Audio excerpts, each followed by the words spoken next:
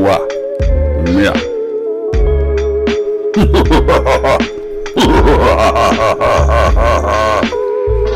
Okay, sound check. Hey everybody, welcome to Kooks, Cranks, and Iconoclasts. I'm your host, Mike Lucht. Sorry I hadn't put anything out in a while. I'm currently reevaluating a lot of things regarding my mental health and status and position in life lately, but this podcast is definitely one of the few joys I find, get anything out of, and it will hopefully continue to be a, fairly regular endeavor. Last time we were on the show, and I'm flying solo today, that's part of reevaluations, just nothing against anyone. I'm just, I've been feeling extremely volatile lately. You so crazy. And am, reassessing some things in life, blah, blah, blah. Enough about me. Last episode, we were talking about politics and the occult, and we're going to lead into Psywar and a specific focus on QAnon. However, the more I looked into it, just the more angry I got. So, in a lighter twist on this, I'm going to cover today the life of one General Edward LANDSDALE, probably the undisputed dream daddy of psychological warfare in the 20th century. Before hopping into it, though, I want to read a RAND memorandum, Project RAND research memorandum. For those unfamiliar, RAND is a long-time military-industrial complex, octopoid tentacle off to the side, better dying through chemistry, all that kind of stuff. The RAND memorandum is called The Exploitation of Superstitions for Purposes of Psychological Warfare.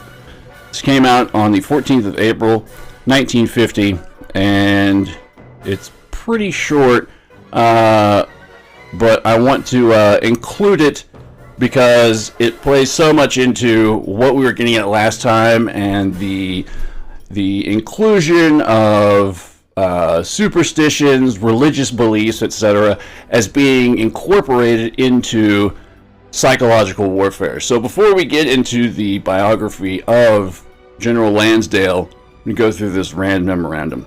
Now the summary says, the scattered and fragmentary material available in unclassified sources indicates that a number of people in nearly all major societies are susceptible to superstitious appeals.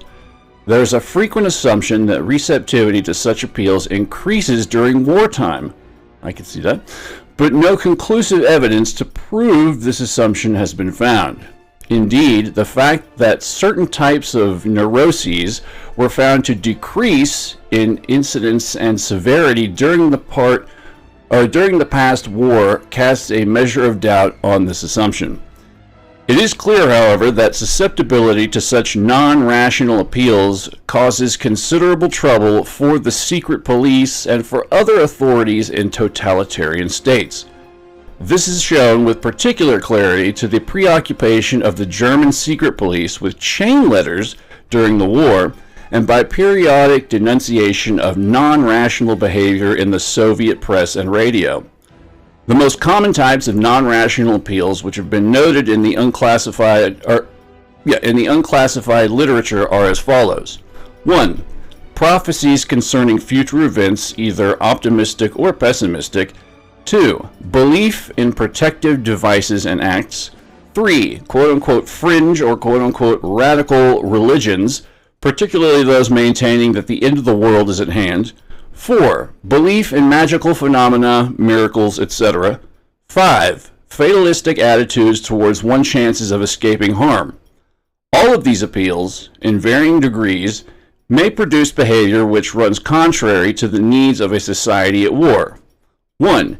Indifference to rational activity caused by the belief that non-rational factors are more important, that quote-unquote fate has already decided, etc. 2. preoccupation with non-rational acts which are not conducive to the war effort. In some cases, these non-rational acts will be of such a nature as to overburden the postal system, transportation system, e.g. pilgrimages, or other instrumentality of government. In addition, the energies of internal security forces may be taken up with investigating and suppressing non-rational behavior. And 3, the weakening of power of approved symbols to hold allegiance. Now, this is a 37-page memorandum. I'm not going to go into the whole thing, but I did want to just put out the summary there. I will include the links to this memorandum in the show notes below, so you can check it out and peruse at your own leisure. But it's got some very interesting information, a lot of specific examples used. Apparently there were a lot of chain letter writing campaigns started during World War II that were sort of meant to, hey, the Nazis are going to fucking lose unless you do this, or etc. The use of magic and occultism, and why it appealed to so many people during a time of war. But this is something that came out, like I said, in 1950, and this is already, probably, I'm going to say at least a couple decades after the fact of a man such as General Edward Lansdale plying his trade in psychological warfare.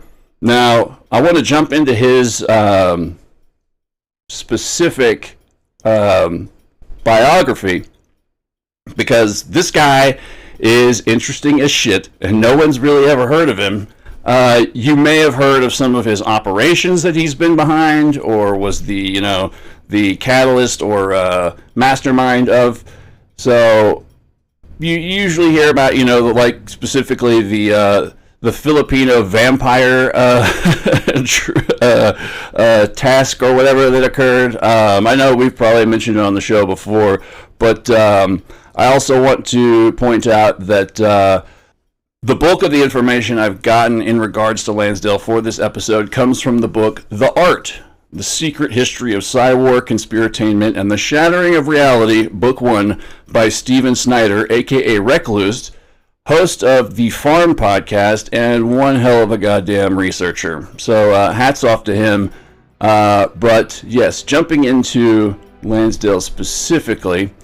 So, legendary General Edward Lansdale is generally thought to be the inspiration for the title characters of 2 equally legendary novels, Graham Greene's The Quiet American, 1955, and William Lederer and Eugene Burdick's The Ugly American, 1958.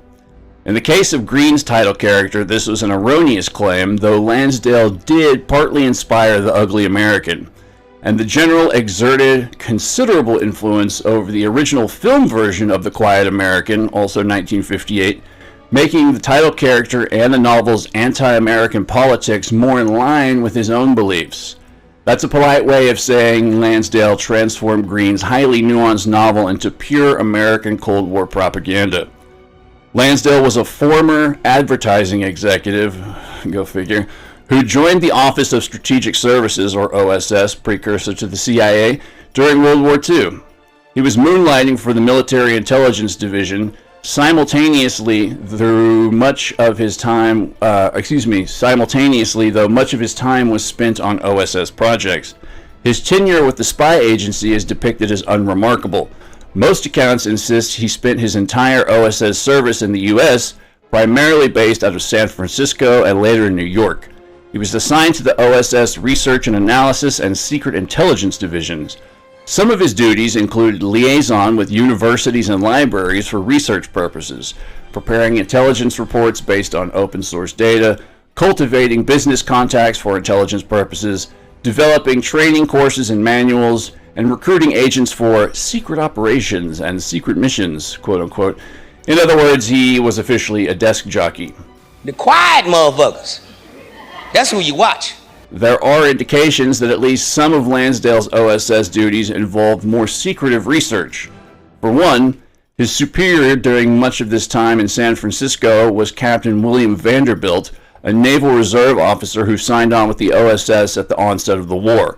A former governor of Rhode Island and scion of the storied Vanderbilt family, he was dispatched to San Francisco to establish an OSS station there. Vanderbilt and Lansdale became fast friends, and the captain became his first patron within the intelligence services. It's likely this relationship was more instrumental in Lansdale's later career than is often realized. It's probably marked his entry into American blue blood circles. The Rockefeller family, especially Nelson, were crucial Lansdale patrons throughout the Eisenhower years. Further, both Vanderbilt himself and his family had ample links to Hollywood.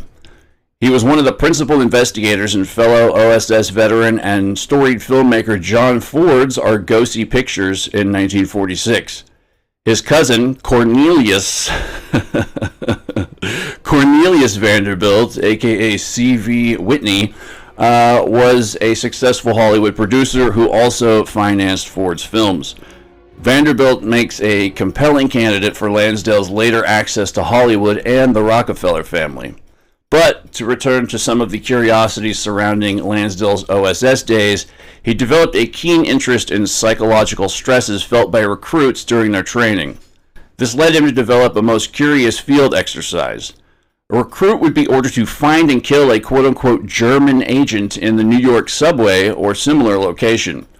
The recruit's progress would be monitored up to the last minute, at which point the instructor would intervene before the exercise could be brought to its bloody conclusion.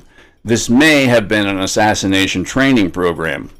On the whole, Lansdale was something of an American pop culture staple throughout the second half of the 20th century. He was the man who led a successful counterinsurgency against the Hukbalahap, more commonly referred to as the Huks in the Philippines, H-U-K-S, which in theory, quote-unquote, liberated the nation from the scourge of communism. And he had a well-earned reputation as a kingmaker after presiding over the elections that brought Raymond Magsaysay and Ngo Dinh Diem to power in the Philippines and Vietnam, respectively. His roles in these affairs were already public knowledge at a time when the U.S. security services were especially sensitive to their roles in such intrigues. But Lansdale had a thing for publicity and knew the ends it could be put towards. This was due in no small part to his background as an advertising executive in the interwar years. After spending part of his youth in Los Angeles against the backdrop of Hollywood, he returned there in 1935 to begin his career as an ad man. 27 at the time, his older brother arranged a position for him at Silverwoods in L.A. After several years of long hours and low pay, he took a new position in San Francisco. Lansdale's career began to take off in 1941 when he went to work for a Bay Area firm owned by Leon Livingston. There, his clients included Wells Fargo, the Union Trust Company, and Levi Strauss. When World War II broke out, he used his background in advertisement When World War II broke out, he used his background in advertisement as a selling point to the nascent U.S. intelligence community. No doubt these experiences helped Lansdale mold later public perceptions of himself. In the early years of the Cold War, he was the personification of the idealistic liberal anti-communist. With his harmonica and movie star mustache, he simultaneously sought to spare the developing world from the yoke of European colonialism and Soviet exploitation. This perception was due in no small part to Lansdale's tireless self-promotion. Besides his forays into Hollywood, Lansdale was known for his detailed and impassioned reports to superior officers, the political influence he managed in the Philippines and Vietnam, and his thinly veiled connections to the recently founded CIA. He may even have stooped to planting glowing accounts of himself in the press. Regardless, it gave him a true international man of mystery vibe. By 1960, he was a full-blown celebrity in the Far East and a presence in Western pop culture. Lansdale's enduring legacy resided in his use of psychological warfare. His background in advertising was crucial to these efforts. In particular, he emphasized the notion of knowing your target market, in this case, his enemies. To this end, he studied all aspects of their culture, most notably their myths and superstitions. And those particular cultural aspects offered some of the best prospects for weaponization.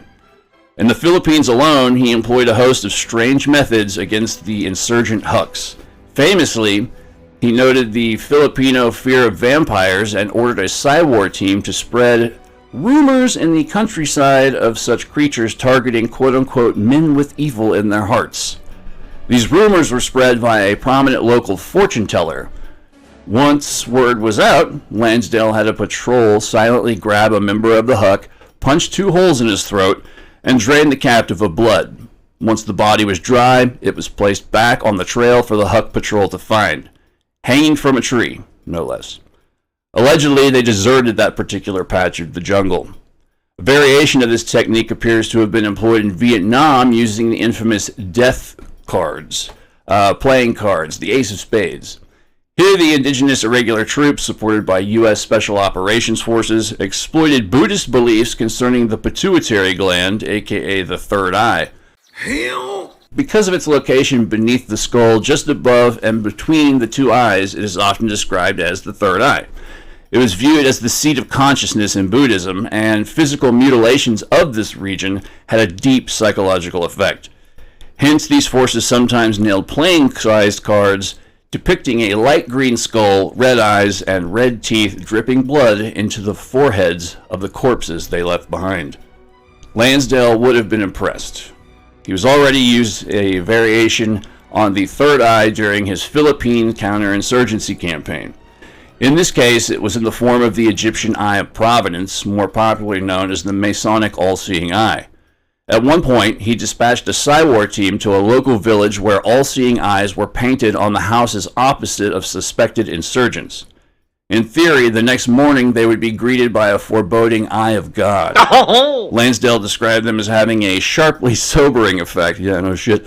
This technique was later adopted in Vietnam as well, under the auspices of Operation Black Eye, with additional violence. Initially, the eyes were printed on a piece of paper and were left on the dead bodies of Viet Cong leaders. Later, these grotesque human eye prints began appearing on the doors of residences suspected of harboring Viet Cong. This surely had a sobering effect. A bit of an understatement. Elsewhere, Lansdale's boys forced a confession from a captured soldier, recorded it, and then killed him.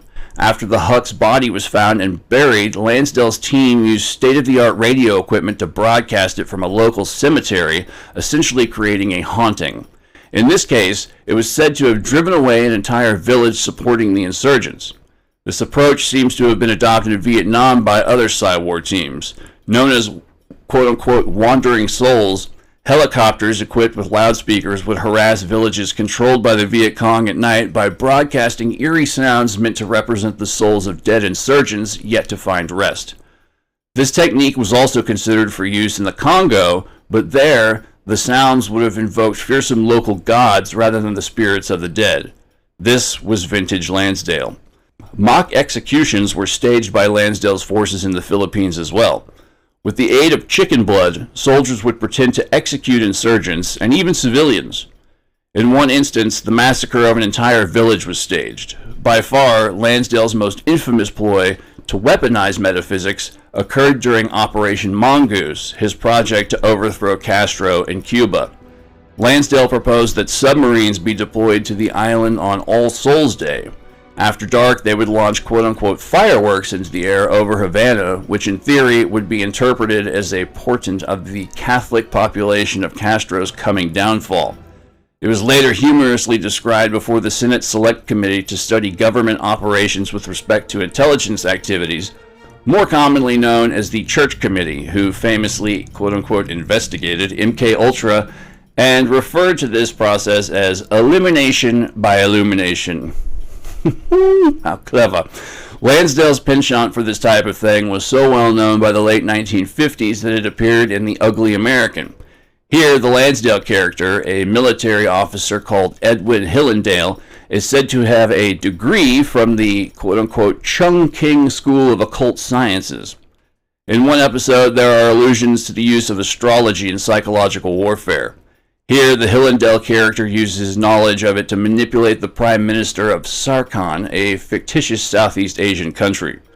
In reality, Lansdale did use phony astrology on the local population during his time in Vietnam. As a matter of fact, I believe the aforementioned fortune teller in the Philippines was likely on the CIA's payroll. By this time, Lansdale was well acquainted with the mysticism and cults of Southeast Asia. He wrote voluminous reports to his supervisors on astrology, and even included a top-secret photo of a Vietnamese astrologer plying her trade. They were also graced with his insights into how geomancy worked. On the more practical side of things, Lansdale utilized cults as part of Vietnam's security apparatus even earlier. It started during his 1954-1955 tour of Vietnam and his interactions with the nation's legendary sects. Before the country became divided between North and South, much of rural southern Vietnam was dominated by 3 heavily armed sects. These sects were all further subdivided by various warlords and their private armies. Each offered the French varying degrees of support against the communists. One, the Bên Duyen, is often described as a social organization or club, but for all sakes and purposes, it was an organized crime syndicate. At the time of Lansdale's arrival, it controlled much of Vietnam's criminal underworld with the blessings of the French. The sect was founded in 1940. The Japanese trained and organized them as a military force during World War II. After briefly supporting the Vietnamese communists, the Bên Duyen joined forces with the returning French colonists in 1946 and remained in their service until Lansdale's arrival. The other 2 sects were religious in nature. The Hoa Hao, H-O-A-H-A-O, was I'm probably butchering these, so just, bear with me. Write it out, folks. The Hoa Hao was a reformed Buddhist sect established in 1939, centered around the Mekong and Bassac rivers. The Hoa Hao had amassed some 1.5 million followers by 1954. They practiced a mixture of rites borrowed from Buddhism and other faiths. The founder, Hein Fu So, was a faith healer and said to be blessed with the gift of prophecy. He quote-unquote disappeared in 1947, probably got disappeared, likely after being murdered by the communists. The sect carried on and became fierce opponents of the Viet Cong. Easily the most bizarre of these sects was the Cao Day. Founded in 1919 and organized as a formal church in 1925, Cao Day is often described as a quote-unquote syncretic religion, which is putting it mildly. Its status as a church reportedly came about after government contractors and civil servants embarked on an all-night session of seances and Ouija board readings. The founder, a mystic named Ngo Van Chieu, claimed to be in communion with a spirit dubbed Cao Day. The faith claims to synthesize all the world's major religions, from Christianity to Taoism. It used a Masonic-style all-seeing eye as its symbol and features a pantheon of saints that includes Jesus Christ, Buddha, Confucius, Lao Tse, Sun Yat-sen, Joan of Arc, William Shakespeare, and Victor Hugo. Wow. It even has its own holy see in the Tây Ninh province. In 1941, Cao Day attempted to form a breakaway state in French Indochina. They failed, and the Cao Day leaders were exiled to Madagascar, where they remained until 1946. In the meantime, the sect began collaborating with Imperial Japan and Vietnam by 1943. Like the Hoa Hao, they initially supported the communists in 1946, but were in the French camp by 1947. And also, like the Hoa Hao, they had nearly 1.5 million followers by 1954, split between rival factions and warlords. Lansdale was most impressed with Cao Day. He studied the sect heavily during both his tours in Vietnam. He contemplated using the sect as a psychological weapon against the communists and discussed this possibility with the JCS, Joint Chiefs of Staff. When the sect embarked upon a French-backed insurrection against Diem in 1955, Lansdale bribed one of the Cao Day's most revered warlords to support the regime.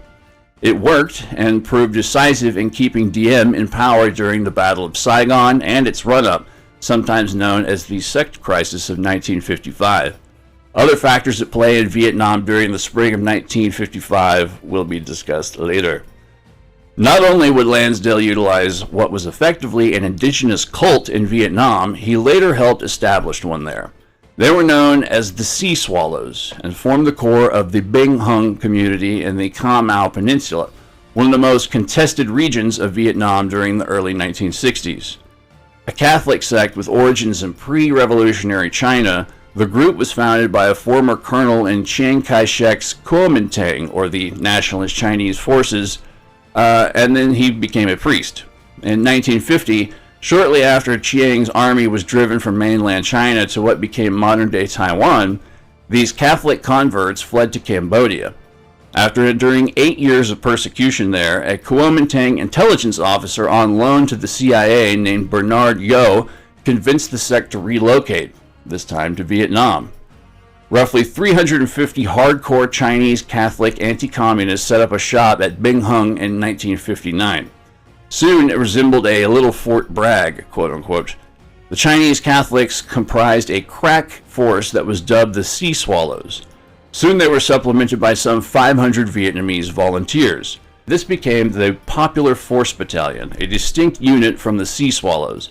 Apparently, the Chinese never truly trusted their Vietnamese charges. Lansdale toured the compound in late 1960, shortly before JFK's inauguration. Supposedly, this was the first time he encountered the Sea Swallows and walked away impressed. He wrote a glowing report that made its way to JFK days after the new president took office. As the story goes, JFK was so floored he made an unofficial phone call to Lansdale urging him to publish the story in the Saturday Evening Post. The general obliged, and the Sea Swallows became media darlings for a brief period. There is ample reason to question this narrative, however. For now, it bears mentioning that Lansdale's support of Catholicism in Vietnam may have been the downfall of Diem's regime. Diem and many of his top officials were Catholic in a nation in which they were a small minority. With the bulk of the nation's Buddhists, the Catholic minority depended on the Cao Dai and Hoa Hao to maintain their power in relation to the communists. Once Lansdale suppressed the sects, it consolidated the Buddhist majority behind the communists. For a man so adept at spiritual warfare, it was a gross and glaring miscalculation, one that inevitably co-signed the government in South Vietnam and later Lansdale's career to ruin. Another crucial, if little remarked upon, aspect of Lansdale's approach to Psy War was the use of practical jokes and quote-unquote low humor. He described it thusly: Psy War has a wider potential. A whole new approach opens up. When one thinks of Psy War in terms of playing a practical joke, we all know that many people risk their lives and safety to paint slogans and appeals on walls in forbidden territory, motivated as much by the anticipation of the antics of their outraged enemies as by ideology and patriotism. Low humor seems an appropriate response, somehow, to the glum and deadly practice of communists and their authoritarians. Thanks, Lansdale's words seem even more apt in the 21st century than when he wrote them during the 1970s. The rise of the internet and social media arguably created an entire generation in the West so obsessed with clickbait that they're willing to endure almost any degradations for the post. This has led to increasingly extreme pranks and practical jokes, often resulting in deadly outcomes. What must be emphasized here is that Lansdale realized early on that jokes and pranks could be weaponized in the same way as myths and superstitions. As incredible as all this may seem, many of Lansdale's contemporaries put credence in these methods. During a 1963 symposium held by Rand, once again, Rand, Lansdale's use of the all-seeing eye in the Philippines was discussed at great lengths. Military officers in attendance were informed that it was a model for psychological warfare deployed against their enemies on the cheap. The simplicity and cost-effectiveness of it all were a marvel. By 1976, the Army issued a 2-volume Psy War manual named Army Pamphlet 525-7-1 that formally adopted Lansdale's conflation of terror, humor, and myth as a tactic of unconventional war and counterinsurgency. It wasn't all fun and games, however. Did it seem all fun and games, folks? Lansdale understood implicitly that for his pranks and deceptions to have the maximum impact, they had to be backed up by actual violence and terror, and he knew just how to manage this. Despite his disdain for combat, Lansdale was also a pioneer in using what are now considered special operations forces. Under the watchful eye of his advisors, several elite units were developed to support the Filipino Army in its counterinsurgency efforts. These included Scout Rangers, modeled upon the U.S. Army's own Ranger forces, capable of long-range patrols behind enemy lines. Upon spotting the enemy, they could either call regular units or deploy their hunter-killer teams. Taking the hunter-killer concept to its extreme was the Nanita unit. It was a small mobile force with total freedom to respond to guerrilla action with assassinations and terror. Often, it targeted senior Huck military officials for quote-unquote find and finish missions. In many ways, this approach foreshadowed later U.S. Special Operations Forces like the Army's Delta Attachment.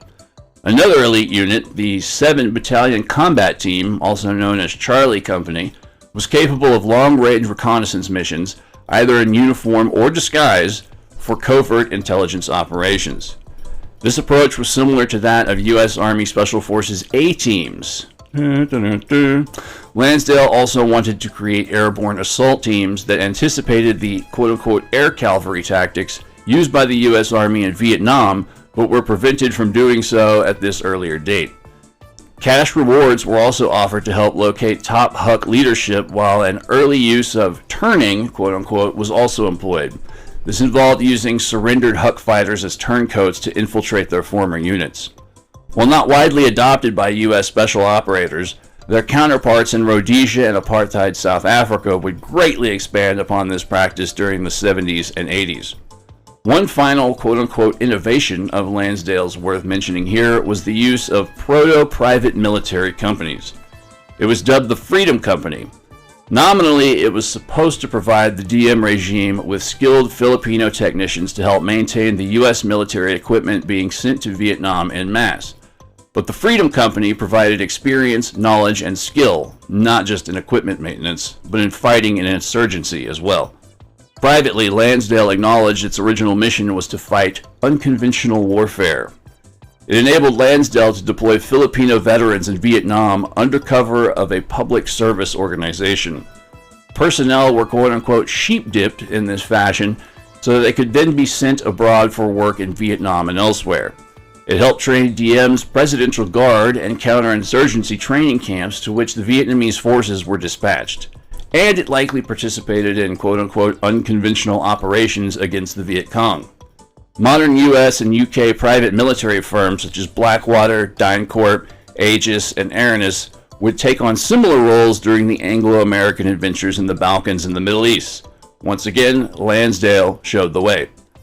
Finally, Lansdale returned to Vietnam in 1965 and remained there till '68. From there, his public career largely came to an end. While he served with the Air Force throughout the post-war years, it was cover for a host of covert operations he oversaw for both the CIA and the DoD. During this roughly 23-year period, Lansdale arguably became the quote-unquote father, or dream daddy, of American counterinsurgency doctrine. His work in the Philippines alone shaped America's approach to counterinsurgency for years to come. But how did he manage this? Well, his curriculum vitae prior to 1950 gives few indications as to why he was tasked with why he was tasked with directing a major counterinsurgency operation on behalf of the CIA during that year. Another possible clue may be discerned by an agency Lansdale worked closely with on the Philippines campaign, the U.S. Information Agency, or USIA. On the rare occasion that Lansdale's collaboration with the USIA in the Philippines is mentioned, it's in the most mundane fashion. The agency provided the Filipino troops with handbooks on his behalf, or gifting free film and literature to the nation's Civil Affairs Office for propaganda purposes. But the USIA was simultaneously engaged in more dubious activities. Since 1951, it contracted with the Bureau of Social Science Research for various projects, also known as the BSSR. The BSSR was deeply involved in Operation Repair, a joint CIA-U.S. Air Force project investigating brainwashing and interrogation in the Korean War. One of its more enduring legacies was a psychiatrist and BSSR senior research associate, Albert Biederman's Chart of Coercion. This work was later incorporated into the CIA's Kubark Interrogation/Torture Manual and employed at Guantanamo Bay during the 2000s. One particular gem from the Kubark Manual recommends popping out one of the eyeballs of a tied-down prisoner without severing the optic nerve. This way they are still able to see but unable to close their eye or eyes whilst being quote-unquote interrogated, we'll say, and this allows the interrogator to engage in, say, mutilating their genitals. That's what's in Kubark. It wasn't me. I'm just reporting the news. America. Okay. In the Human Ecology Fund, the MK Ultra funding conduit linked to the IAS, or Institute for American Strategy, affiliated with the American Security Council, a Cold War-era special military outfit specializing in quote-unquote political warfare and using propaganda to deface or defame liberalism, also underwrote BSSR studies of Africa and prisoner interrogation. Not to be outdone, the Air Force provided the BSSR with funding for a variety of colorful projects.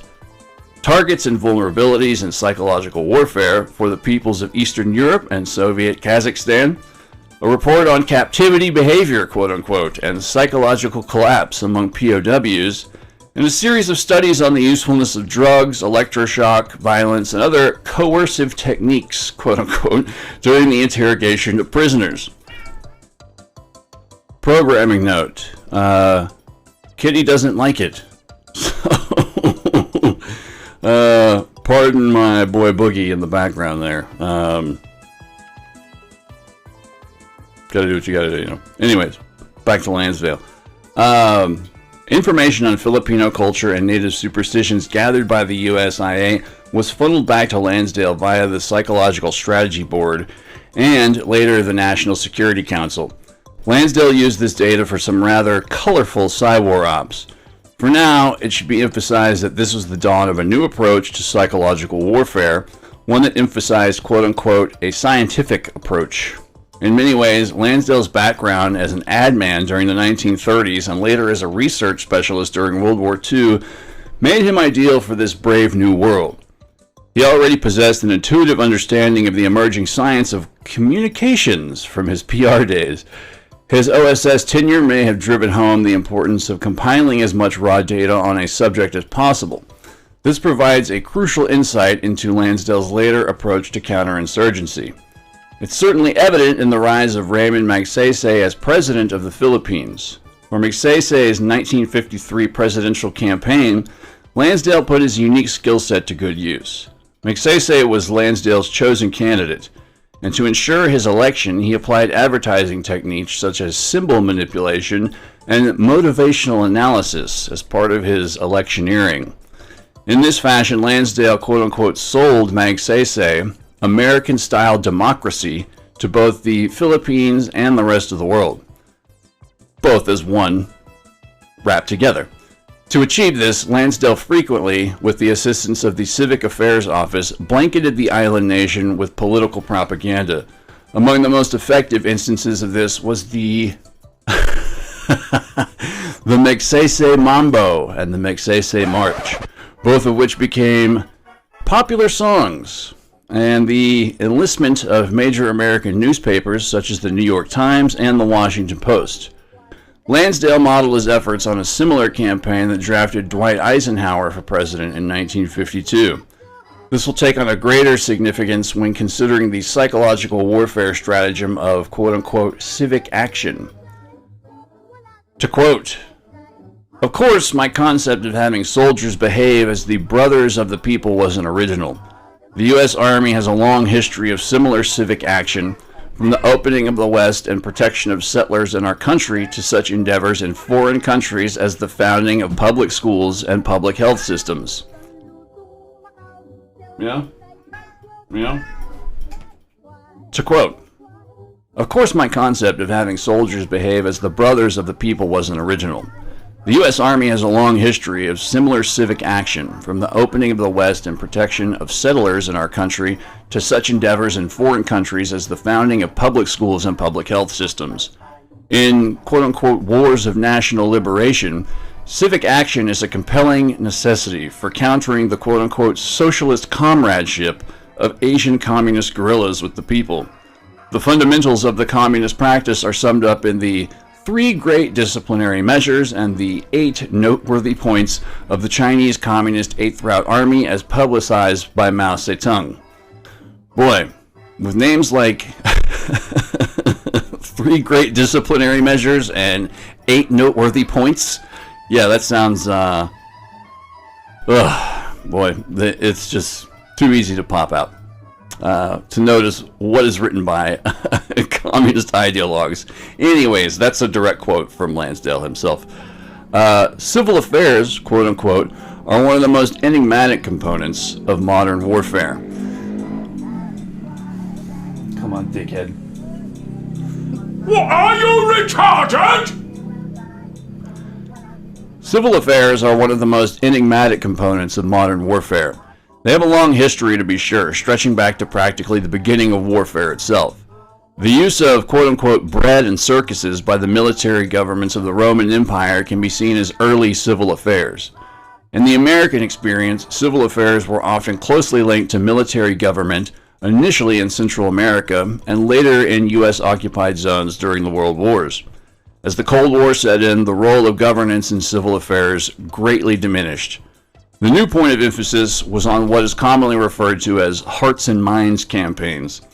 These efforts sought to depict Western armies as liberators by employing soldiers in public works, such as building bridges and roads, or something as simple as handing out gum and candy to children in occupied nations.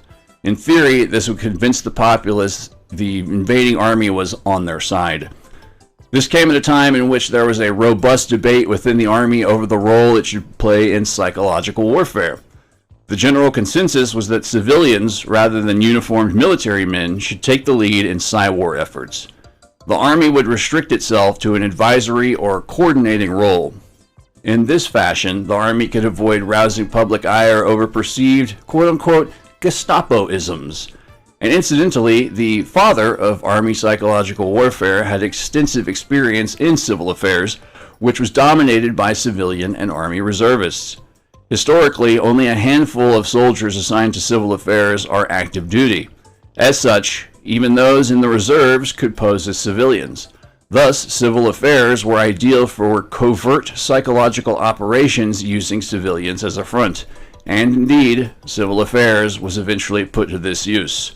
You also have the long-standing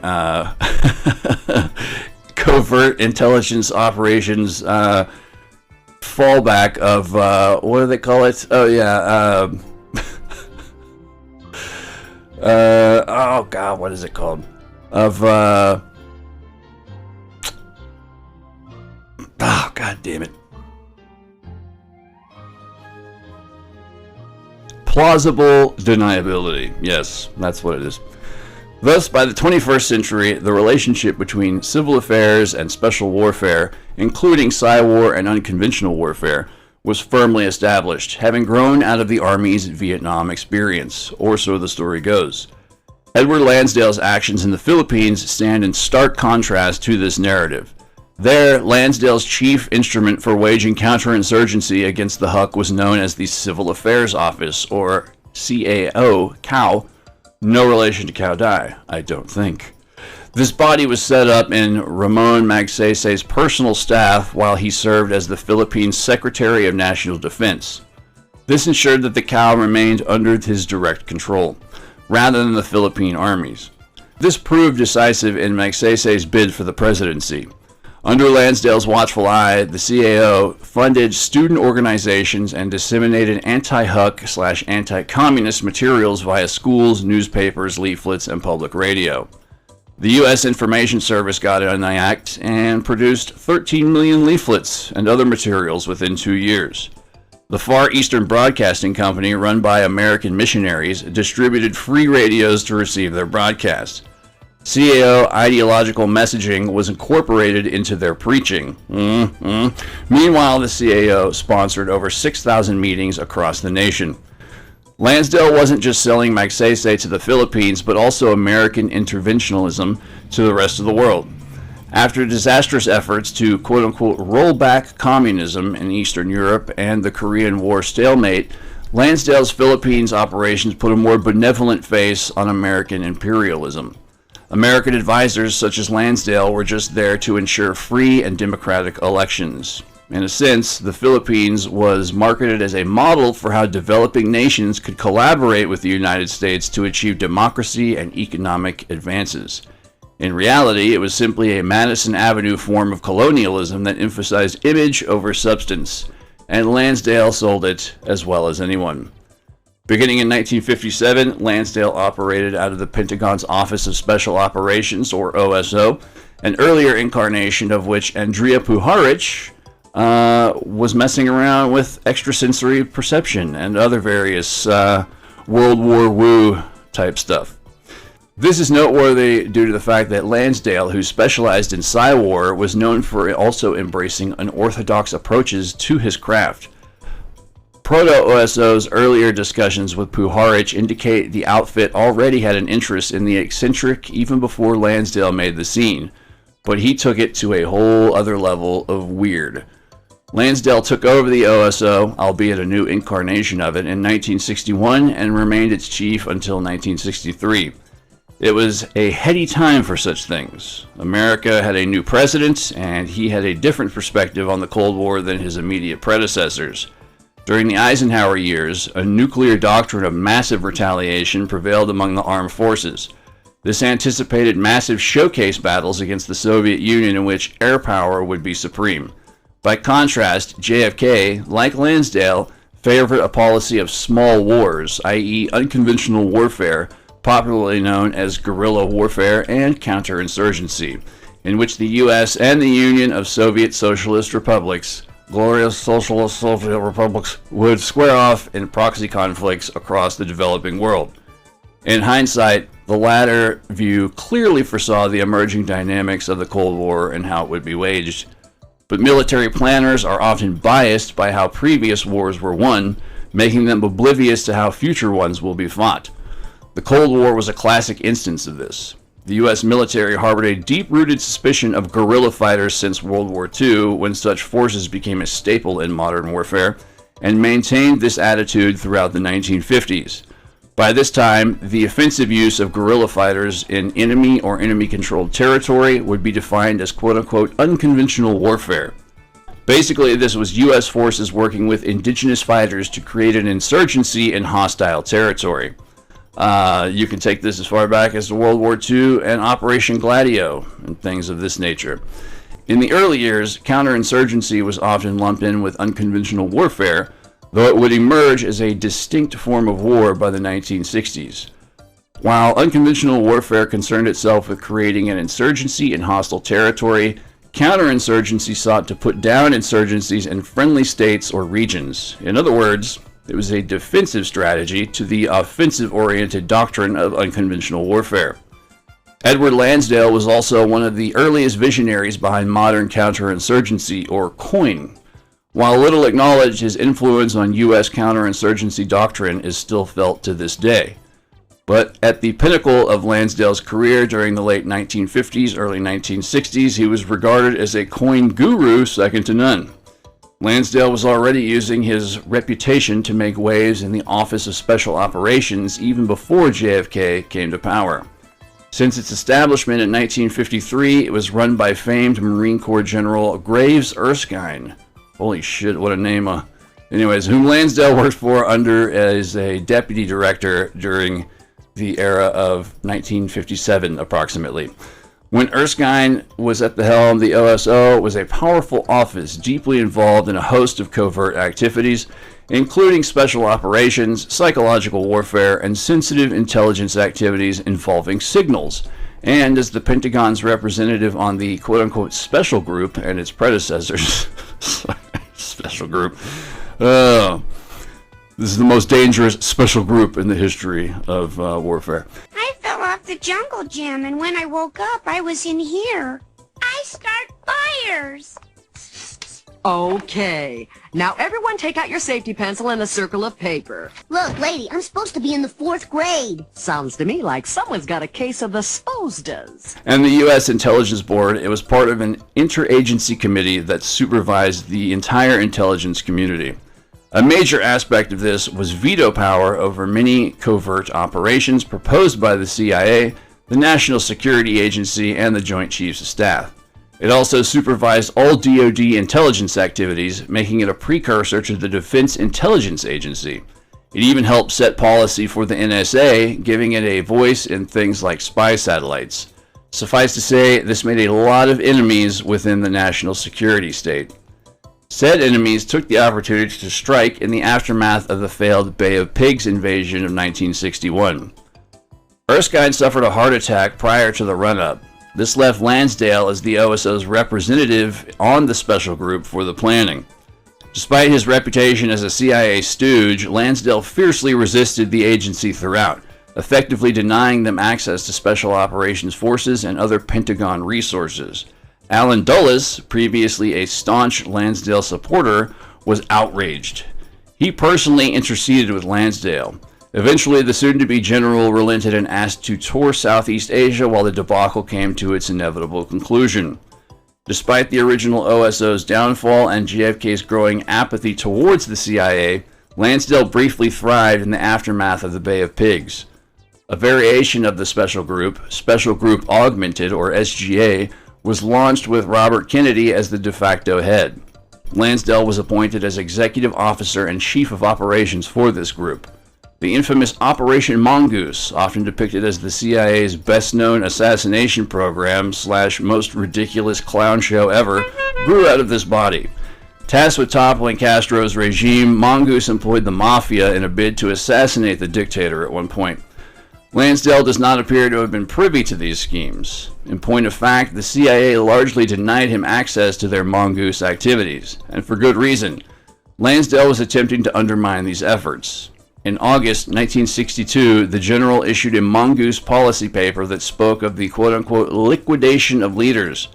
Effectively, he was leaving a paper trail for Mongoose's assassination plots, a cardinal sin against the cult of secrecy, more commonly referred to as the aforementioned plausible deniability surrounding such things.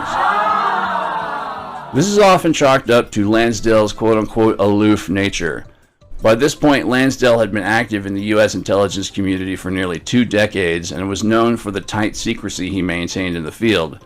It seems more likely that he could maintain secrecy when it suited him and be aloof when he wanted something to come out. And indeed, some 13 years later, the Senate Select Committee to Study Government Operations with Respect to Intelligence Activities, more commonly known as the Church Committee, would use Lansdale's original policy paper as a major basis for their exploration of CIA assassination plots. The CIA, in turn, would try to discredit Lansdale by highlighting some of the more colorful spyware proposals he put forward to the special group. Ostensibly, he was for all intents and purposes the primary overseer of Operation Mongoose. Max Boot, Lansdale's biographer, suggests the Kennedys and the CIA were committed to Castro's assassination. Conversely, Lansdale saw Castro as a stabilizing force, believing Cuba would become more extreme if Raul Castro or Che Guevara came to power. This is as good as any explanation that has been put forward to explain the shit show that Mongoose deteriorated into in the end. Another aspect of Lansdale's towering legacy needs unpacking: drug trafficking. Lansdale first became aware, allegedly, of its role in Southeast Asian politics circa 1953. During the summer of that year, he conducted a 6-week investigative tour of Indochina to understand the Viet Minh, a predecessor to the Viet Cong, and their invasion of Laos. In the process, he stumbled upon Operation X. Various French intelligence and paramilitary services, desperately short of funds and working in conjunction with a loose confederation of French organized crime syndicates known as the Corsican Brotherhood, had taken control over much of the Golden Triangle's lucrative opium trade. When Lansdale found out the French military was complicit in drug trafficking, he urged Washington to investigate. In theory, he was ignored. But just how ignorant was Lansdale of the state of affairs prior to 1953? When Lansdale was dispatched to the Philippines in 1950 on behalf of the CIA, his boss was General, then Colonel, Richard Stilwell, head of the Office of Policy Coordination, OPC, the predecessor to the CIA's Directorate of Operations, their Far East Division specifically. Stillwell was certainly aware of the importance of opium in that region by this time. He was deeply involved in Operation Paper, a covert activity launched in 1950 during the Korean War. With the support of the CIA, Taiwanese guerrilla forces were inserted into the People's Republic of China via Burma. While the U.S. military faced Chinese Communist forces in Korea, nationalist Chinese guerrillas would be used to destabilize the PRC from within. Or at least that was the plan. In actuality, the Taiwanese forces proved much more adept at taking over the region's opium trade than challenging the PRC. They set up shop in Burma and were soon producing nearly a third of the world's illicit opium, a fact Stilwell was well aware of. This provides a compelling context to Lansdale's allegation of French complicity in the opium trafficking during 1953. The following year, Lansdale was again dispatched to Vietnam. He was in a full-blown war with the French and their underworld backers not long after arriving. Lansdale went about fragmenting and dividing the legions of religious sects and gangs, often intertwined, that dominated South Vietnam in the final years of French rule.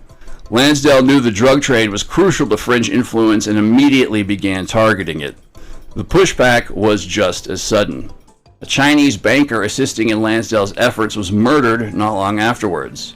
This briefly deterred Lansdale's investigation, but shortly after 1955's Battle of Saigon, essentially a clash between U.S. and French-backed South Vietnamese forces, the French-supported opium trade was broken. It wasn't until 1958 that the government of South Vietnam began to revive the opium trade to finance its own counterinsurgency efforts. The Lansdale-sanctioned regime of Ngo Dinh Diem made the move. Lansdale was greatly aided in these efforts by a legendary OSS/CIA paramilitary officer named Lucien Black Luigi Conan. He was born in Paris, but grew up in Kansas. Once World War II broke out, he returned to France, and there he joined the regular army, and not the elite Foreign Legion as he often boasted. After France's defeat, he returned to the U.S. There, he joined the U.S. Army and later the OSS. In 1944, he returned to France as part of the OSS-famed Jedburgh teams, one of the earliest uses of unconventional warfare by the U.S. intelligence services. While working with the French resistance, Conan developed excellent contacts within the Corsican Brotherhood. It was they who gave him the handle of Black Luigi. Conan exploited these contacts as part of Lansdale's war against the French. Despite being Lansdale's principal informant on the Corsican drug routes, either the syndicate never made the connection or simply didn't seek reprisal, which would be highly unusual for the Corsicans or any organized crime institution worth their salt. If they were so aware, that is. Multiple French-sponsored efforts, especially after the Battle of Saigon, were made to kill Lansdale and terrorize his fellow Americans. Lansdale described the atmosphere as thus in his biography. To quote, "A group of French soreheads amongst the French in Saigon undertook a spiteful terror campaign against American residents. Grenades were tossed at night into the yards of houses where Americans lived. American-owned automobiles were blown up or booby-trapped. At least one U.S. Marine came under fire via drive-by carried out by someone in a French army truck. Lansdale claimed that he was shot at by a sniper while driving through Saigon. Later, a Frenchman who resembled Lansdale was machine-gunned to death in front of the ad man's house. Tellingly, the U.S. Information Service in Saigon was one of the American institutions rocked by explosions. In true mafioso fashion, Lansdale confronted his rival, the French Colonel Jean Carbonel, after the man resembling Lansdale turned up dead in front of his house. Lansdale informed Carbonel that he was, quote-unquote, withdrawing his protection from the French forces. The next morning, he made the same statement to the French ambassador. Meanwhile, Lucien Black Luigi Conan was busy assembling explosive devices. That night, he tossed the bombs in the yard of Carbonel and other senior French military officers. The final recipient of one of Conan's bombs was the French ambassador. For good measure, several French junior officers were simultaneously arrested for possession of explosive devices and a target list of Americans. When Lansdale returned to Vietnam in 1965, he was more accommodating. In 1971, Lansdale told Alfred McCoy that shortly after arriving, he learned the Corsicans were still active in Vietnam and held a grudge from the Battle of Saigon. But circumstances were much different in 1965 than they had been in 55. So I wouldn't have to look behind my back every time I walked down the street, Lansdale explained to McCoy. I decided to have a meeting with the Corsican leaders. I told them I wasn't interested in doing any criminal investigations. I wasn't in Vietnam for that, and they agreed to leave me alone. We had some kind of truce. This was quite a reversal in course for a man who had been after the Corsicans' opium network since 1953. Once again, his point man was Black Luigi. Hey, oh. Conan was well aware that the Corsicans were still a major presence in the Golden Triangle, a point he passed on to Lansdale. Lansdale opted to take no action, allegedly because it was no longer his area of responsibility. Given his long-standing antagonism towards the Corsicans and the French in general, this explanation does not come off as very compelling. McCoy believed political considerations were at play. Vietnam's then Premier General Nguyen Cao Khai, probably fucked that up, had close officials within this regime collaborating with the Corsicans in exchange for a cut of the profit.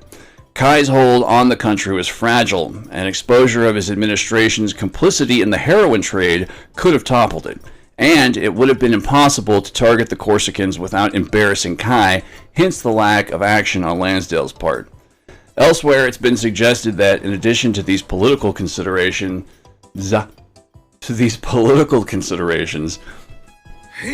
Lansdale and Conan were also using the Corsicans as informants concerning drug smugglers aiding the insurgency. He further suggests that in addition to sparing Kai embarrassment, he was doing the same for the CIA.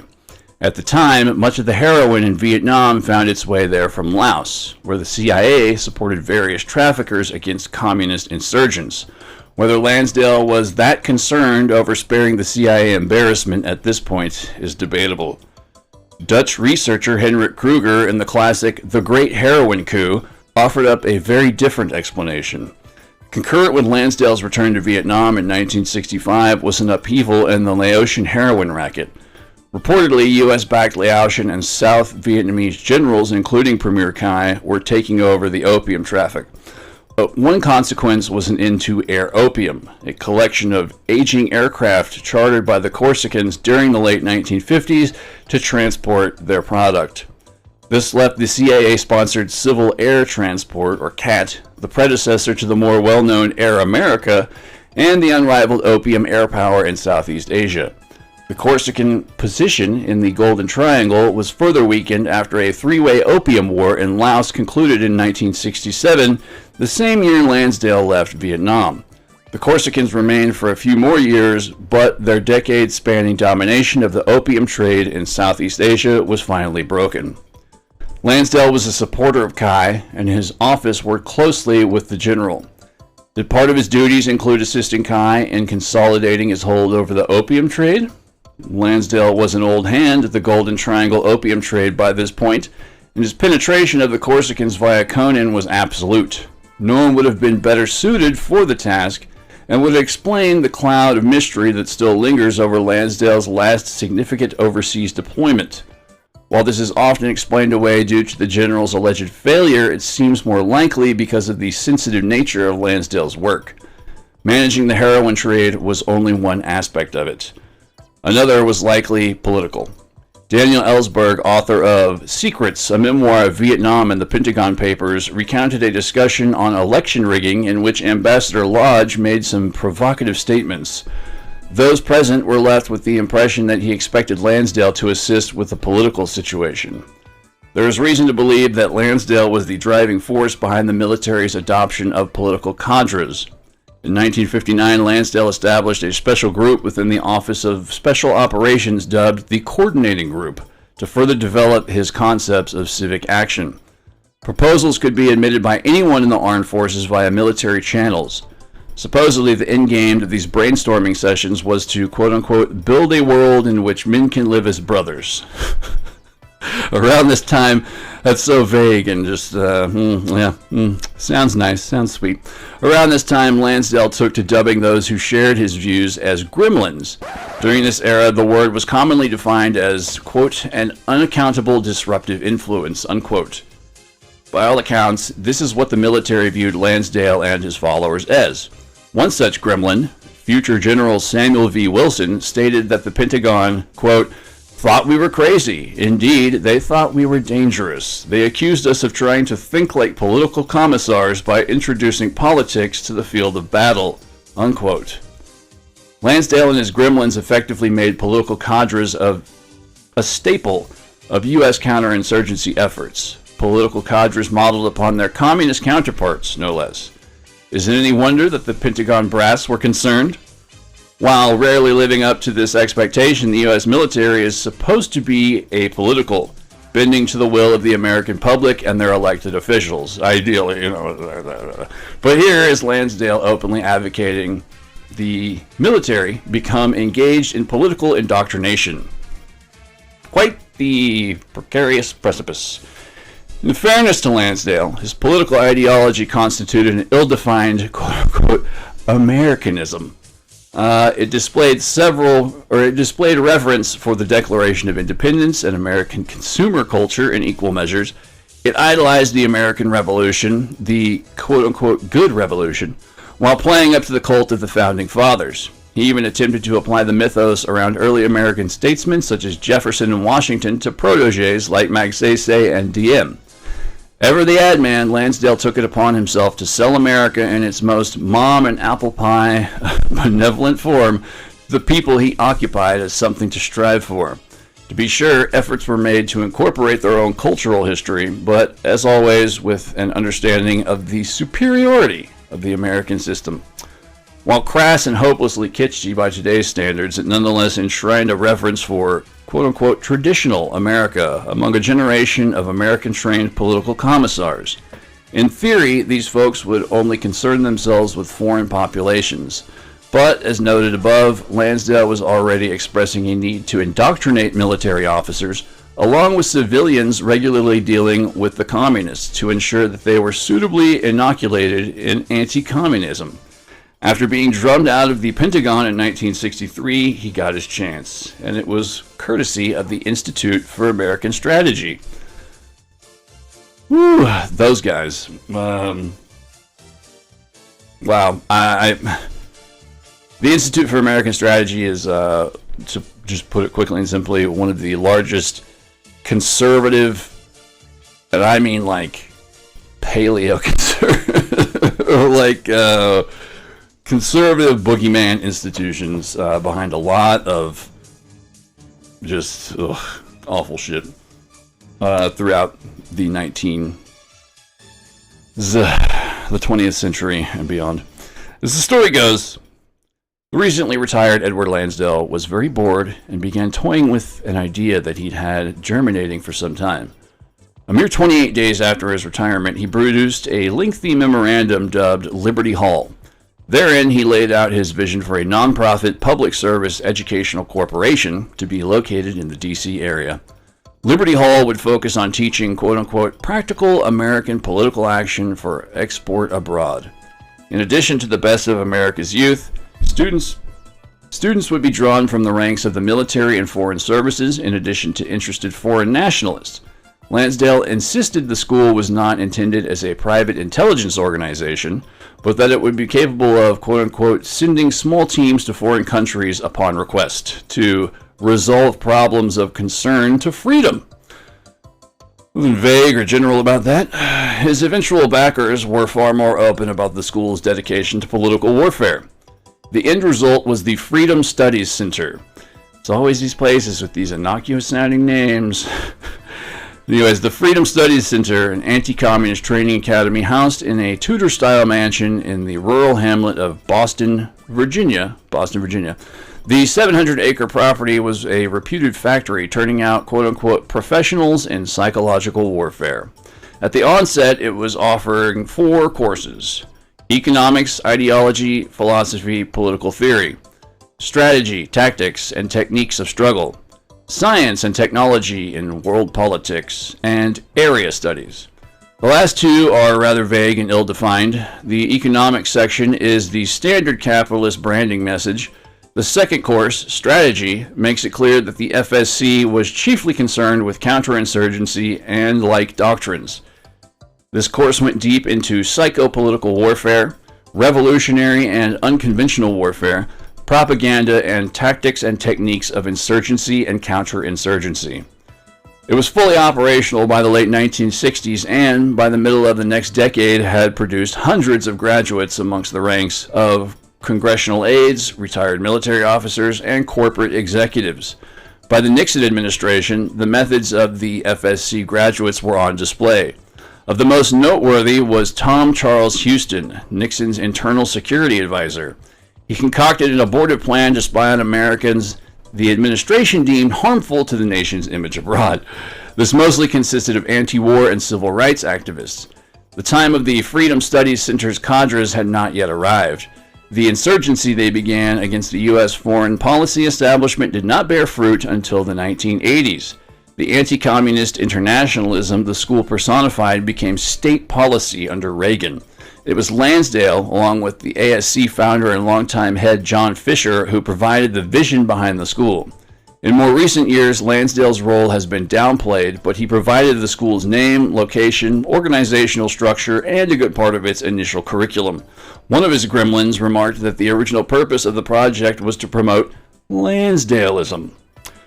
Suffice to say, Lansdale's fingerprints are all over the Freedom Studies Center. While little remarked upon now, the FSC has proven to be one of the more enduring legacies of Lansdale. But given the implications of the school, a full-blown political warfare/counterinsurgency shop training political cadres for its use or for use domestically, it's easy to see why this aspect of his career is glossed over, if mentioned at all. The extent that the school played in the Reagan Revolution and the general rightward drift of the nation after the 1960s will never be known, but it made one thing clear. The war for American hearts and minds had officially come home. As illustrated, there was far more to Edward Lansdale than the buffoonish caricatures often put forward. Lansdale has been almost entirely excised from official histories of the CIA and Special Operations Forces, supposedly due to his larger-than-life Psy-war schemes. In reality, Lansdale profoundly influenced how the U.S. wages covert war. He was one of the key visionaries behind what's become the Special Operations Command, and his acolytes would carry Lansdale's vision of counterinsurgency, at times employing high-tech methods, into the 21st century. But beyond this, Lansdale was at the forefront of creating an entirely new culture within the National Security Services. When assessing figures in this community, researchers have typically split them into two camps, spies, or CIA, and military men, or the Pentagon, respectively. But Lansdale and the figures who gravitated to him over the years, Wilson, Stilwell, Black, Singlob, Messing, etc., defied such easy categorizations. In fact, many spent their careers bouncing back and forth between the CIA and Pentagon, often doing the same type of work for either, waging low-intensity conflict, quote-unquote. The U.S. military, long dominated by advocates of conventional warfare, regarded many of these figures with wariness, if not outright contempt. For a time, they found a home in the CIA. But as it proved to be increasingly bureaucratized and inept at covert operations, they found themselves at odds with the professional hierarchy.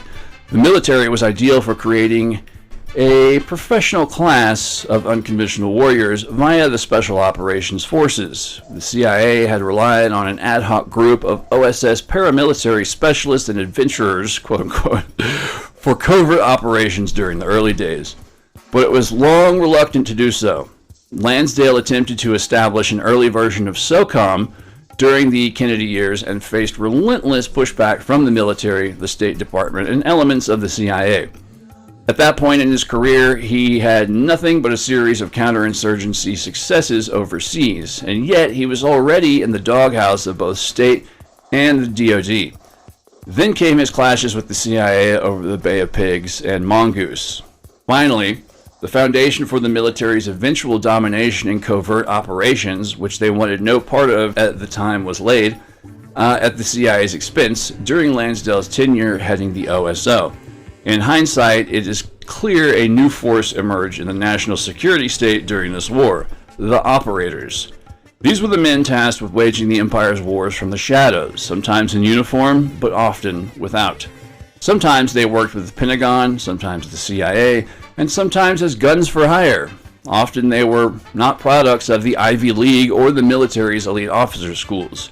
Their expertise was learned firsthand in the killing fields and bleeding grounds. Operator culture developed a thorough contempt for the desk jockeys of the CIA and the DoD as time passed on. While consigned to the margins of the national security state for much of the Cold War, they gained new life under Reagan and began consolidating power. By the 21st century, they were at the forefront of U.S. foreign policy. The U.S. Special Operations Command and the Joint Special Operations and the Joint Special Operations Command are now powerful bodies within the national security state, able to manipulate domestic and foreign policy as well as the CIA ever could. There's arguably no faction within the American national security state with more sway in the 21st century's second decade than SOCOM and JSOC. It required the combined resources of state, CIA, and the regular military to counter them during the Trump years. And finally, in closing, one of the most remarkable documents found among Lansdale's personal papers resided in one of the Council on Foreign Relations folders, CFR, a reoccurring boogeyman in conspiracy lore. Specifically, the one headed Council on Foreign Relations Correspondences. But this document wasn't from anyone affiliated with the CFR. Rather, it was sent by a man named Reuben Chublarian. I think that's how you say it. Reuben Chublarian, an Armenian refugee who acquired American citizenship in 1955. Chublarian was an anti-communist, like many refugees who arrived in the U.S. from Central Asia during this era, but he took it even further than most. Chublarian was fond of writing open letters to prominent Anglo-American figures in which they were accused of various intrigues. Bertrand Russell was one of his more celebrated targets. Another was the CFR. In 1973, he sent a missive to longtime CFR fixture David Rockefeller by way of Bayless Manning, the executive director of the group circa 1973. It seems that Chublarian was banking on Manning sending copies of his letter out among the council members, prompting Rockefeller to defend himself before his peers and the American public. For some strange reason, Manning didn't go through with the request. After this rebuff, Chublarian took it upon himself to send copies of his David Rockefeller letter to as many council members as he could locate.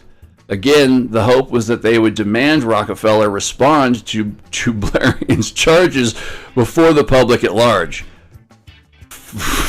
written on January 23, 1973, and spanning a mere 3.5 typed pages, the letter nonetheless manages to run the gauntlet. In the first paragraph, Chublarian describes himself as part of a team studying the question of why, quote, the nationalist China lobby was a naked emperor, unquote. He then gets to the heart of the matter, stating, quote, the allegation that there exists a secret subversive society led by you, the Rothschilds, and other capitalist magnates, unquote. He then goes on to credit Carroll Quigley with a global conspiracy larger than communism. Its doctrine is rooted in the ideology of the Bavarian Illuminati, Chublarian goes on to further elaborate. The conspirators are known as Bilderbergers, he confides. While the Rockefellers and Rothschilds lead the movement, Prince Bernard of the Netherlands is the figurehead. Besides Quigley, other conspiracy staples such as Gary Allen's None Dare Call It Conspiracy are cited, along with investigations run by the Liberty Lobby. The CFR is directly accused of fermenting oligarchy in the U.S. and making Henry Kissinger, quote, the second most powerful man in the world, unquote. Midway through page 3, Chublarian goes on for a deep dive into Zionist conspiracy theories that lasts practically to the end of the page. And he includes by imploring, quote, Mr. Rockefeller, you cannot live under the shadow of these accusations. With your standing as the chairman of these powerful institutions, the Council of Foreign Relations, the Chase Manhattan Bank, and your membership in the family of oil magnates. You have a great impact on the life of the American people. Therefore, the team asked you urgently to clarify this matter to the American public. For now, it can be sufficiently said that Chublarian's letter could have just as easily been written by the likes of Alex Jones during the present day. The only revision necessary would be a new Rockefeller to direct the allegations at, as David shed this mortal coil in 2017. As we shall see, Chublarian's allegations were already cliché by 73. They were sentiments in line with the John Birch Society, which Lansdale supposedly despised. Further, Lansdale had already been a member of the CFR over a decade by the time he received Shublarian's letter, having signed on in 1959.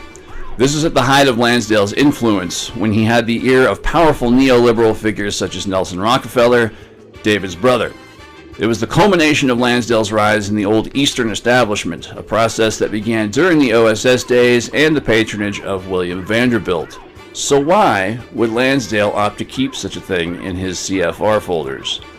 Lansdale's politics always remained murky. Often depicted as a liberal anti-communist, Lansdale nonetheless was comfortable collaborating with groups closer to the far right, like the Institute for American Strategy throughout the 1960s.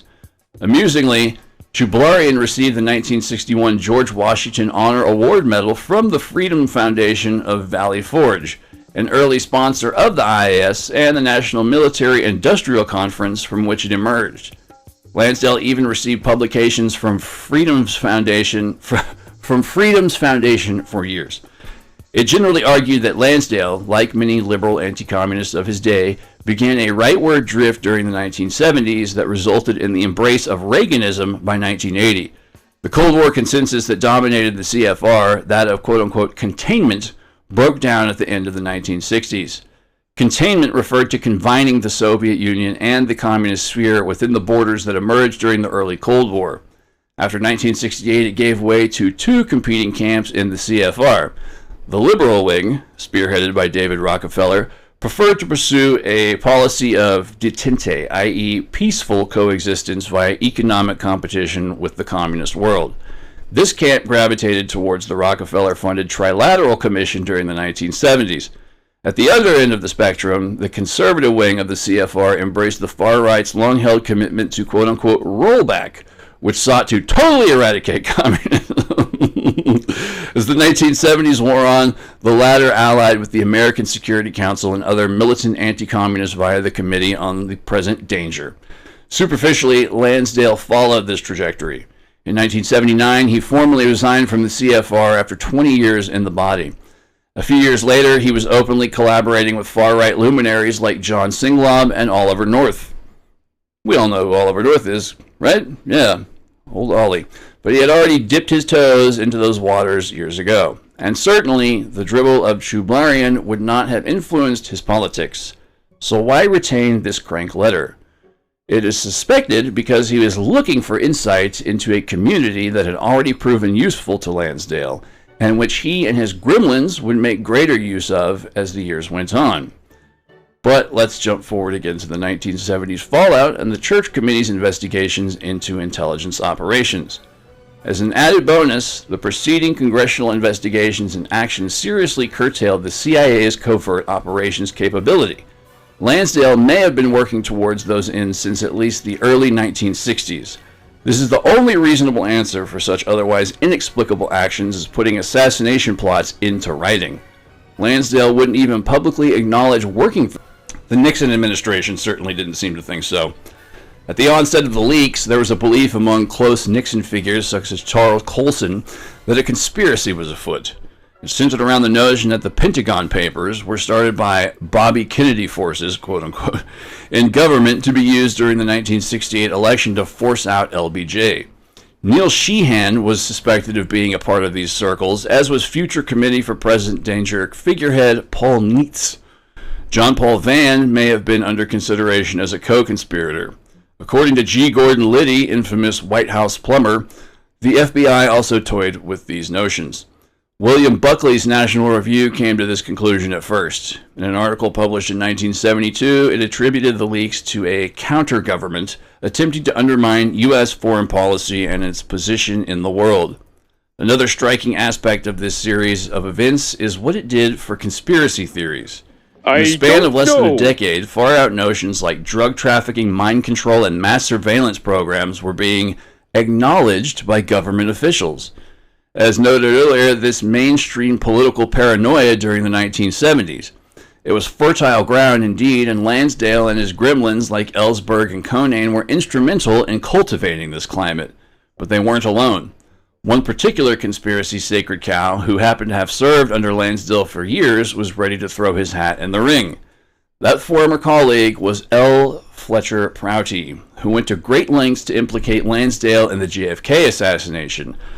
For those unfamiliar, L. Fletcher Prouty, bit of a conspiracy. He's a weird character in the world of conspiracy theory, but the best straight reference I can give you is in the film JFK by what's his name? Not Oliver North. In the JFK film, it's the spook played by Donald Sutherland, who secretly meets with Jim Garrison in the park and kind of lays out the whole scheme, basically, because he knows so much. He's deeply entrenched in intelligence activities and operations. So, Prouty, who went to great lengths to implicate Lansdale in the JFK assassination. It started with a 1973 Prouty penned book called The Secret Team, the CIA and its allies in control of the United States and the world, and reached an apex in 1991 with the release of the Oliver Stone film JFK. In between, Prouty accused Lansdale of a lot of things, i.e. stage managing the Huck attacks to put Magsaysay in office, creating the Viet Cong in the mid-1950s to fill the coffers of the military-industrial complex, and so on. During the Church Committee, Prouty was one of the witnesses called against Lansdale, but nothing quite tops Stone's JFK picture. The movie explores the role of domestic security services played in the JFK assassination, relying heavily on Prouty's narrative. The end result was that the on-screen coup master, General Y, is a thinly veiled stand-in for Lansdale. Stone wasn't shy about his source and publicly hailed Prouty as a fearless truth-teller. But Prouty didn't directly implicate Lansdale in the JFK assassination and secret team, but to a cabal within the Pentagon and the CIA that may have participated in the assassination. It was not until 1990 when Prouty reached out to Stone that he not only linked Lansdale to the assassination, but accused Lansdale of directing the assassination team in Dallas. Prouty never claimed why he waited decades to make the claims, and the only evidence he offered was a picture of a man's profile next to the infamous three tramps that may be Lansdale. There is no credible evidence Lansdale was in Dallas on the day of the assassination. Further, the cornerstone of Prouty's claims that Lansdale directed the assassination team is implausible. Despite spending much of his career in special operations, Lansdale had virtually no formal combat experience. He was a Psywar officer first and foremost, and spent only a limited amount of time in the field. There were far more qualified people to direct assassination teams. As was noted above, Lansdale had a great eye for combat specialists, and surely, if he were involved in the assassination, he would have tasked someone like Conan or Valeriano with running the assassination teams. It was their area of expertise, not his. However, in keeping with this line of thought, terrorism is all about the poetry of the deed. The act in itself is meant to exert greater influence than the actual violence. Now, violence is, of course, the foundation and cornerstone of the act in itself, but it's the performative, theatrical nature of the violence and what is meant to be attained from the message therein. So, sounds right up his alley. Finally, there's the question of why Lansdale would have wanted JFK dead. JFK was the most significant backer of Lansdale's concept of special operations forces to hold power during that era. While they grew further apart, deeper into Kennedy's administration, Lansdale blamed this on the quote-unquote bureaucrats in the administration. It was RFK that Lansdale had issues with. Working with the Attorney General on Mongoose was trying for Lansdale, leaving him with a low opinion of RFK. But he always respected JFK, and even if he took issues with Bobby, it couldn't have been too deep-seated. In 1965, he recommended RFK to right-wing crusader John Fisher for the Freedom Studies Center's board of directors, noting that RFK, quote, sparked much of the increase in U.S. counterinsurgency effort when his brother was president. So, what are we to make of Prouty's antics? Like many of the figures we've encountered, colorful just doesn't seem an adequate description for the likes of Prouty. He was also an OSS figure and later worked in the Pentagon for years. Prouty himself claimed to have worked in the Office of Special Operations when Erskine was the one giving way to Lansdale's. He requested his office be moved to the Joint Chiefs of Staff from the office of the Secretary of Defense, and it was granted. Supposedly, this led him to becoming, quote-unquote, the first Chief of Special Operations with the Joint Chiefs of Staff, when he retired in 1964. It makes one wonder how many Special Operations heads were roaming the halls of the Pentagon during the early 1960s, and whether they ever confronted one another in the men's room with a ruler.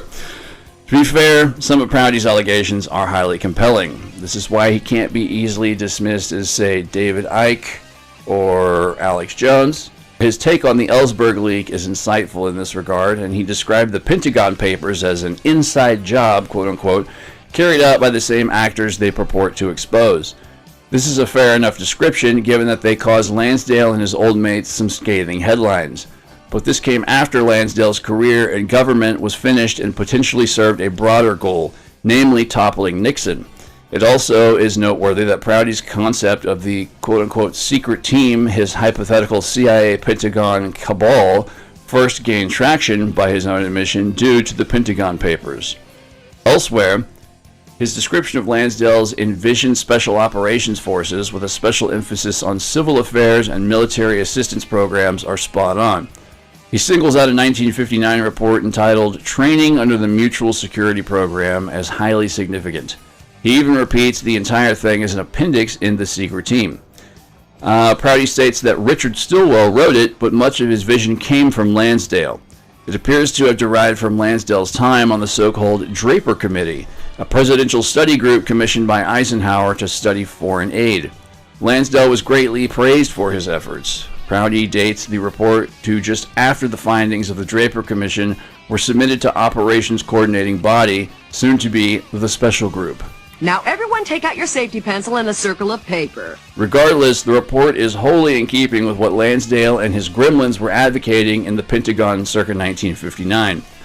Leadership courses for foreign military officers, quote-unquote indoctrination of U.S. military officers, an emphasis on elite units serving as advisors, and of course an emphasis on civil affairs. Many of these things came to pass during the Kennedy years and later, underscoring the modern-day Special Operations Command. And of course, these insights are more often ignored in lieu of Prouty's more sensational claims. The groups Prouty became involved with in his post-Air Force days are insightful as well. One was the aforementioned Liberty Lobby. Ugh, these guys. Which, they're another one of those, groups with the very innocuous sounding name, but they're very, very horrific. It seems like cults are where Prouty's true passion lay. He had long-standing ties to both the LaRouche movement, which, my God, if you're unfamiliar with Lyndon LaRouche, he's almost the living personification of everything that's wrong with American politics today, as well as the Church of Scientology. The LaRouche movement and the Liberty Lobby are especially significant as they gave Prouty major inroads to the far-right conspiracy crowd. This made him a star in such circles, and he took full advantage. And result in Donald Sutherland playing a fictionalized character version of him in Oliver Stone's film, amongst other things. This is noteworthy in light of Lansdale's preoccupation with myths and cults as a means of psychopolitical warfare. And Prouty emerged at the same time as Ellsberg, only the Pentagon Papers provided the former with major mojo among the 1960s counterculture and the emerging New Age movement. In other words, two of the biggest stars in the fringes of the far right and left were men who had previously served under Lansdale. Ellsberg was unabashed in his admiration for Lansdale. Prouty claimed to despise him, but in actuality appears to have been spreading disinformation and creating a peculiar mythos around his former commanding officer. Was Lansdale running a domestic operation involving either man, one targeting alternative cultures and using conspiracy theories as a means of psychopolitical warfare? Lansdale's correspondence with Ellsberg have been carefully curated by Hoover, a few still censored circa 2023. And those are the ones that made it to his special collection. There are no records of correspondence between Lansdale and Prouty after their retirements, but again, if this was an operation, putting it on record is generally ill-advised unless you want it to come out. Lansdale knew this as well as anyone. But would Lansdale have seriously considered weaponizing conspiracy theories against alternative cultures? If you've made it this far, you should be chuckling for even asking the question. This is a man who contemplated faking the second coming of Christ in order to take down Castro's regime. Surely he was capable of such things, and the actions of Lansdale and his former team members during the Nixon administration strongly indicate they were capable of domestic operations to sway American politics. Lansdale already had extensive experience with this in the Philippines and Vietnam. But beyond this, there is ample evidence that organizations and figures closely tied to Lansdale were actively engaged in weaponizing conspiracy theory by at least the early 1960s, and in some cases even sooner. This was applied to an alternative cultures on the right and left, these being the insufferable John Birch Society and civilian ufology groups, respectively. But the mere overlap between these two groups in personnel is shocking enough, but alas, those are topics for future episodes. Man, yeah, I highly recommend checking out Steven Snyder's book, The Art, Psy-War, Conspiratainment, and the Shattering of Reality. I know last time we were also, like I said at the beginning of the show, that we were going to talk about the intelligence community and special operations command figures behind the promotion of QAnon. But the more I got into it, just the angrier it made me, because it's too close to everything that's going on now. And if you're interested, I will also include a Boffo article on the entire, you could say, formulation and or hijacking of QAnon and its promotion by such figures, and how entrenched most of these people are in intelligence and special operations. It's ridiculous. It's over the top. But it's a very well done article on which can be found on Medium, and will also be included in the show notes for anyone interested. This was thrown together very impromptu. I just wanted to put something out while things are doing what they're doing in life. I will be back next week with something a little more kooky and less serious, and I wanted to get this guy's name out there and some of the more pertinent info from Snyder's book, because this guy is just one of those larger than life characters that no one really knows about. So check him out, look deeper into it. Once again, I highly recommend Snyder's book. So this has been Kooks, Cranks, and Iconoclasts. I'm your host, Michael Lucht, and I'll be back next week with someone who, my God, I can't. I just now heard about this guy, and he is a fucking cartoon character, yet had so much influence on World War II transpirings and doings that it's scary to a degree. But luckily, he was just so ridiculous that after a while, people were like, okay. But he's a meme. If you're familiar with meme culture, you might have heard of this guy, but I don't want to give it all away now. Anywho, thanks for listening. Thanks to our audience for sticking out and just fucking hanging in there with us while me specifically, figure out what the fuck is going on with ourselves. And I think we're all kind of in the same boat, really, like everyone in the world, you know. It's whatever gets you through the day. So, good luck to you all, and good night. Peace.